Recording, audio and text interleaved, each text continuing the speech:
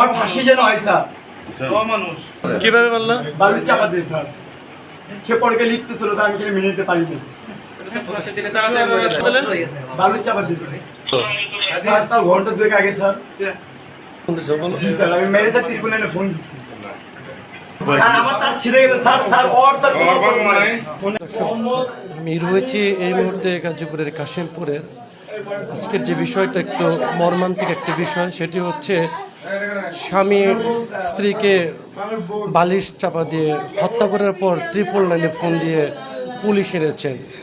দর্শক, আমি যদি একটু দেখাই যে এই মুহূর্তে যে যে স্বামীটি তাকে মানে বালিশ চাপা দিয়ে মেরেছে, তার যে অবস্থা সেটাতে 2 বছরের একটি বাচ্চা এবং 2 মাসের একটি বাচ্চা কিন্তু রয়েছে এই মহিলাটির, যাকে মেরে ফেলা হয়েছে।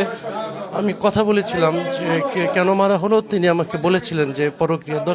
দর্শক একটু দেখায় যে এই মুহূর্তে কিন্তু যে এই স্বামী কিন্তু তাকে তার স্ত্রীকে গলা যে মুখে বালিশ চাপা দিয়ে হত্যা করেছে আরো এখন থেকে প্রায় 1.5 ঘন্টা আগে, এমনটি কিন্তু বলেছিলেন। দর্শক, একটি 2 মাসের একটি বাচ্চা তার কাঁধে। এবং আমি একটা বিষয় জানিয়ে রাখি যে মেরে ফেলার প্রায় 1.5 ঘন্টা পরে কিন্তু ট্রিপল লাইনে ফোন দিয়ে পুলিশ এনেছে যে তাকে যে মেরে ফেলেছে। আমি একটু জানবো আসলে আপনার স্ত্রীকে আপনি কেন মারলেন, কখন মেরেছেন?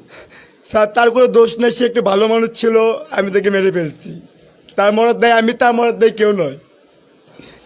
দর্শক, অত্যন্ত কষ্টের যে একটি বিষয়, তিনি বলেছিলেন যে তার স্ত্রীকে সে মেরে ফেলেছে এবং আর কোনো কেউ দোষ নেই, এমনটি কিন্তু বলেছিলেন। তবে 2 বছর এবং 2 মাসের যে 2টি শিশু রয়েছে, শিশুগুলো দেখেছিলাম যে তার মৃত মায়ের পাশে বসে তাকে মা মা করে ডেকেছিলেন এবং কান্না করেছিলেন, এমনটি কিন্তু আমরা দেখেছিলাম। তবে এই মর্মান্তিক ঘটনায় আমরা থানা পুলিশের সাথে কথা বলেছিলাম। তারা কিন্তু আমাদেরকে জানিয়েছেন যে গভীর অথবা অন্য কোনো যদি বিষয় থাকে তাহলে তারা তদন্ত করে তারা পরবর্তীতে আইনগত যে